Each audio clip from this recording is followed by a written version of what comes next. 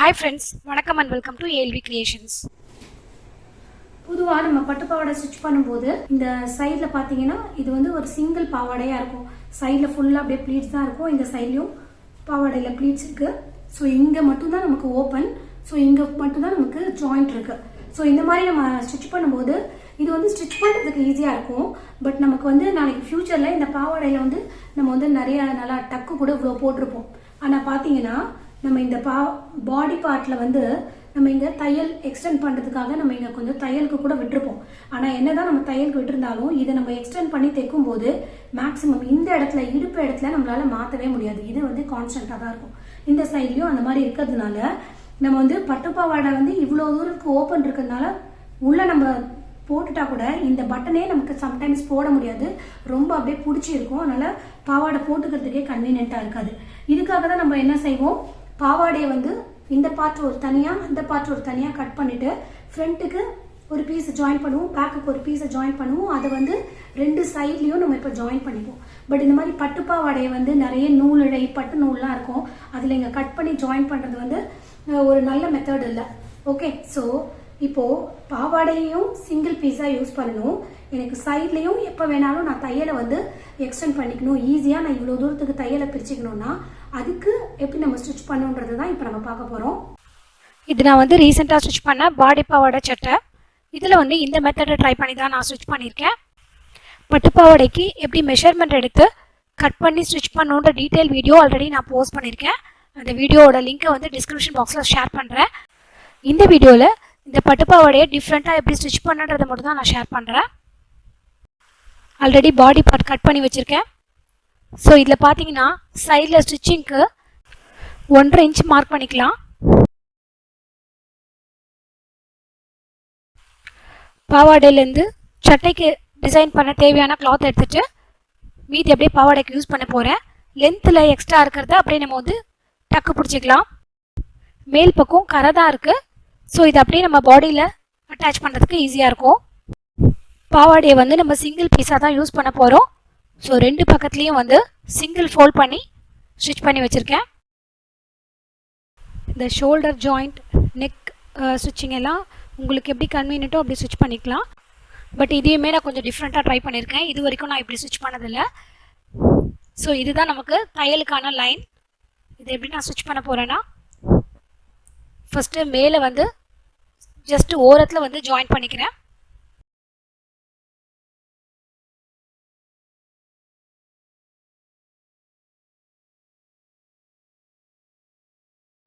Front and back shoulder join பண்ணதுக்கப்புறம் back side கொக்கி பட்டியிலேருந்து ஸ்டார்ட் பண்ணுறோம்.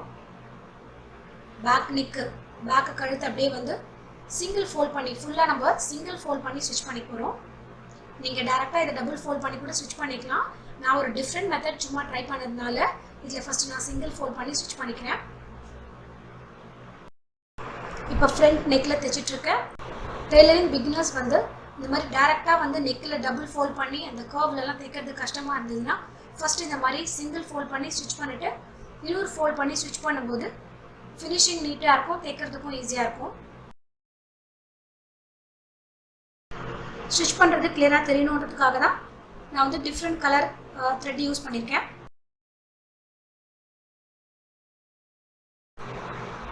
அடுத்தது கை பக்கத்துலேயும் சிங்கிள் ஃபோல்ட் பண்ணி ஸ்டிச் பண்ணிக்கலாம். ஜஸ்ட் ஒரு 1/4 இன்ச்சுக்கு மடித்து தைச்சா போதும். நானுமே இந்த மெத்தடில் இதுதான் ஃபஸ்ட் டைம் ஸ்டிச் பண்ணுறேன். எப்போவுமே ஒரே மாதிரி ஸ்டிச் பண்ணி போராக இருந்தது. ஸோ ஒரு டிஃப்ரெண்ட் மெத்தட் ட்ரை பண்ணணுன்னு தான் இந்த மாதிரி ஸ்டிச் பண்ணுறேன்.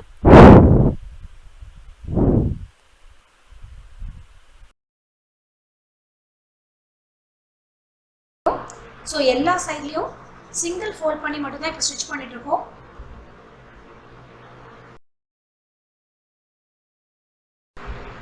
ஃபுல்லாக சிங்கிள் ஃபோல்ட் பண்ணி ஸ்டிச் பண்ணதுக்கப்புறம் அகெயின் ஷோல்டரில் வந்து நம்ம எங்கே மார்க் பண்ணியிருக்கோமோ கரெக்டாக எங்கே ஸ்டிச் பண்ணணும், அந்த ஸ்லாண்டிங் லைன் எங்கே ஸ்டிச் பண்ணணும்னு மார்க் பண்ணியிருக்கோமோ அந்த இடத்துல ஸ்டிச் பண்ணிக்கிறேன். இன்னொரு ஷோல்டர்லேயும் மார்க் பண்ண லைன் மேலே ஸ்டிச் பண்ணிக்கிறேன்.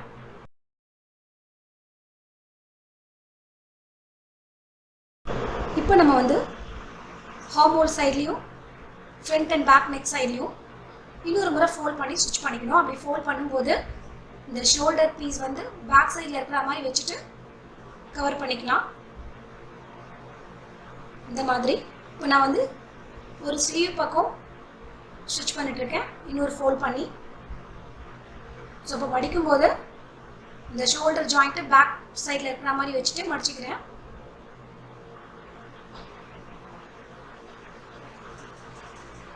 இந்த மாதிரி இன்னொரு ஹார்மோல் சைட்லேயும் அண்ட் ஃபுல் நெக்லேயும் ஸ்டிச் பண்ணிக்கலாம்.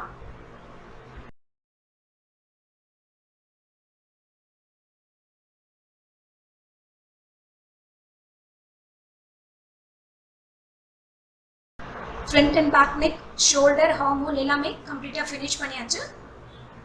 இப்போ நம்ம வந்து கொக்கி பார்ட் ஸ்டிச் பண்ண போகிறோம். இதுதான் சென்டர் லைன். ஸோ ரெண்டு பக்கத்துலையும் நம்ம வந்து ஒரு 1.5 இன்ச்சுக்கு விட்டுருக்கோம். அதை இந்த மாதிரி டபுள் ஃபோல்ட் பண்ணி ஒரு பக்கத்தில் ஸ்டிச் பண்ணுறோம்.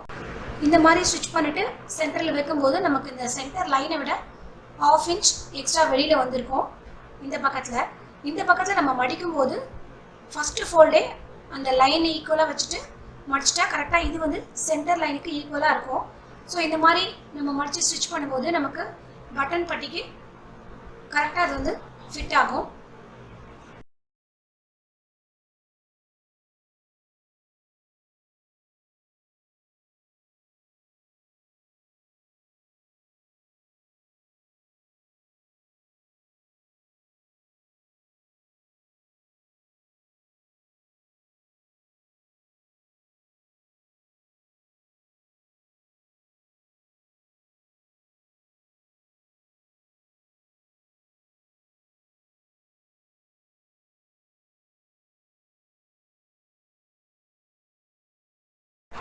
நெக்ஸ்ட் வந்து ஃப்ரண்ட் அண்ட் பேக் பாடிஸ் ஷேப்காக லைன் ட்ரா பண்ணியிருக்கேன். அதில் ஆல்ரெடி நான் மார்க் பண்ணியிருக்கேன்.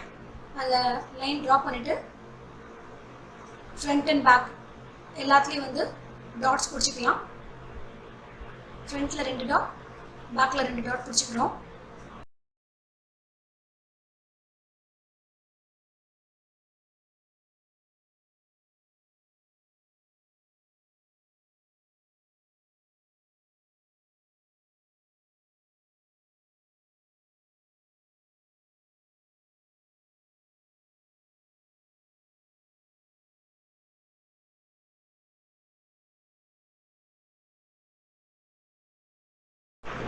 இப்போ நம்ம ஸ்டிச் பண்ணுறது தான் ரொம்ப இம்பார்ட்டண்ட். இது வரைக்கும் நான் ஸ்டிச் பண்ணது வந்து நீங்கள் எந்த மெத்தட்ஸில் வேணால் நீங்கள் கம்ப்ளீட் பண்ணலாம். பட் இந்த பாவாடையே நான் ஒரு டிஃப்ரெண்ட் மெத்தடில் ஸ்டிச் பண்ண போகிறேன்னு சொன்னேன் இல்லையா, அது இங்கே தான் ஸ்டார்ட் ஆகுது எக்ஸாக்ட்லி. ஸோ நம்ம சைடில் வந்து 1.5 இன்ச்சுக்கு விட்டுருந்தாலும் ஜஸ்ட் ஒரு 1/2 இன்ச்சுக்கு மட்டும் இந்த மாதிரி ஜாயின் பண்ணிக்கிறோம். 1/2 இன்ச் இல்லைன்னா 1/4 இன்ச் கூட நீங்கள் கம்மியாக விட்டுருந்தீங்கன்னா தையலுக்கு நீங்கள் 1/4 இன்ச் கூட ஸ்டிச் பண்ணிக்கலாம். ஜஸ்ட் 2 பீஸையும் ஓரத்தில் ஜாயின் பண்ணுறோம்.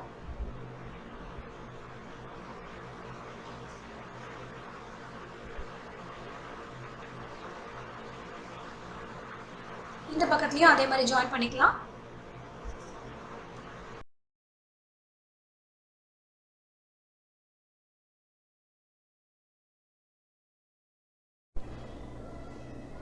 இப்போ இதை ஓப்பன் பண்ணிக்கலாம். பார்த்திங்கன்னா நம்ம ஓரத்தில் தான் ஜாயின் பண்ணியிருக்கோம். ஸோ தையலுக்கு ஆக்சுவலாக இந்த அளவுக்கு விட்டுருக்கோம். இந்த சைட்லேயும் அந்த மார்க் இருக்குது, பேக் சைடில் இருக்குது, அதை ஃப்ரண்ட் சைடில் மார்க் பண்ணிக்கிறேன். ஸோ இந்த சைட்லேயும் தையலுக்கு இவ்வளோ விட்டுருக்கோம்.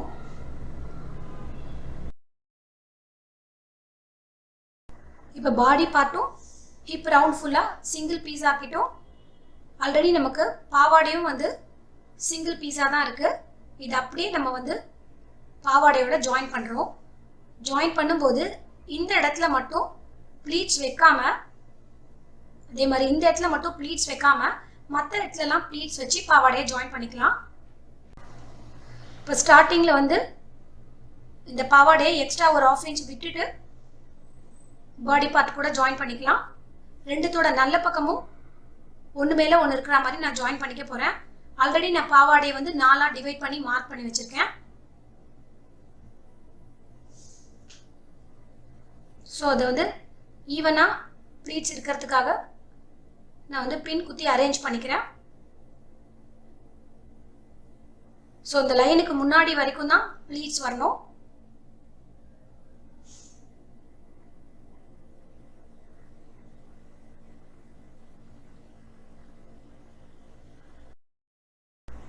இந்த கஸ்டமர் வந்து பாவாடைக்கு லைனிங் வேண்டாம்னு சொன்னதுனால நான் இதில் வந்து லைனிங் வைக்கல.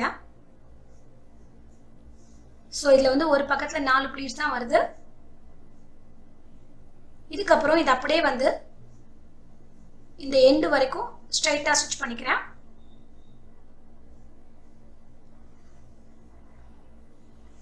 இப்போ நம்ம சென்டர் பார்ட்டுக்கு வந்துட்டோம். சென்டர் பார்ட்டில் ஃபுல்லாக நம்ம வந்து ப்ளீட்ஸ் வைக்கணும். இதுதான் சென்டர் லைன். ஸோ அதுக்கு நான் வந்து இங்கே சென்டரில் மார்க் பண்ணியதை மேட்சாக வச்சு இதுக்குள்ளே எவ்வளோ ப்ளீட்ஸ் வைக்க முடியுமோ அதை வந்து ஸ்டிச் பண்ணிக்கிறேன்.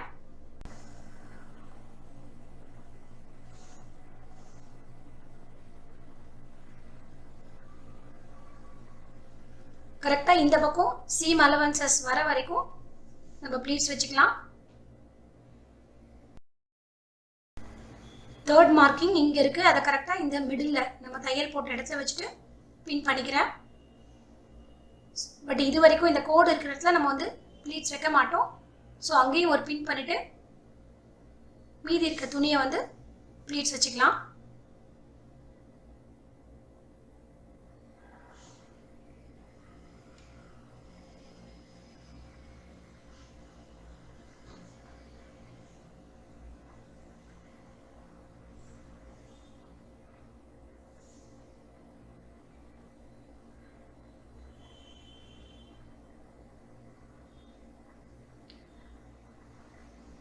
இப்போ இது வரைக்கும் இந்த லைன் மார்க் பண்ணியிருக்க வரைக்கும் ஸ்ட்ரெயிட்டாக ஸ்டிச் பண்ணிக்கிறேன்.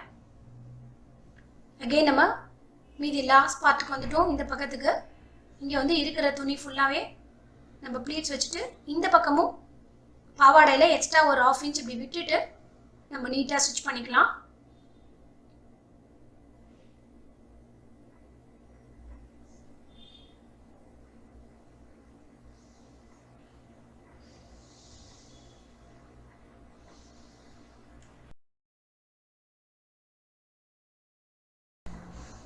இப்போ ப்ளீட்ஸ் மேலே இன்னொரு தையல் போட்டுக்கலாம்.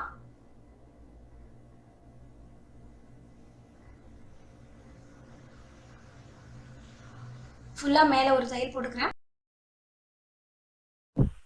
முடிஞ்ச அளவுக்கு ப்ளீட்ஸ் எல்லாம் அப்படியே கையிலேயே வந்து ப்ரெஸ் பண்ணி ஸ்ட்ரைட் பண்ணிக்கலாம்.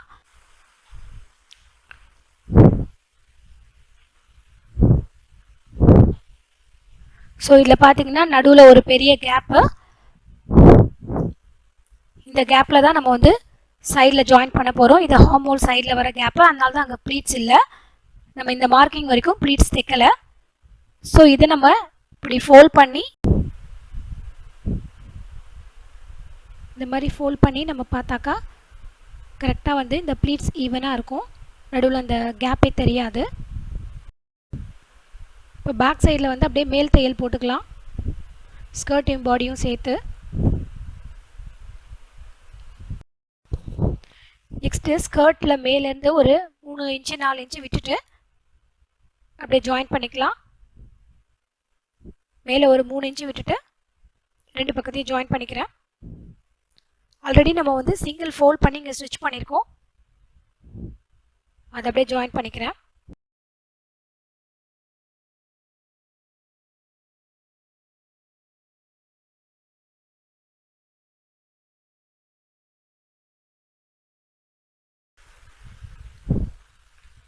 இப்போ இந்த வி ஷேப்பை மடித்து ஸ்டிச் பண்ணிக்கலாம். 2 பக்கத்துலேயும் ஃபுல்லாக மடிச்சிக்கலாம்.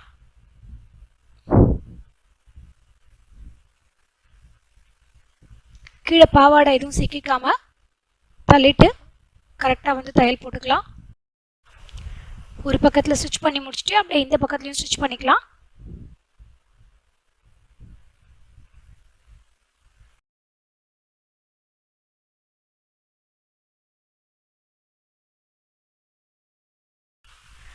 இப்போ நமக்கு சைடில் ஸ்டிச் பண்ண ஈஸியாக இருக்கும்.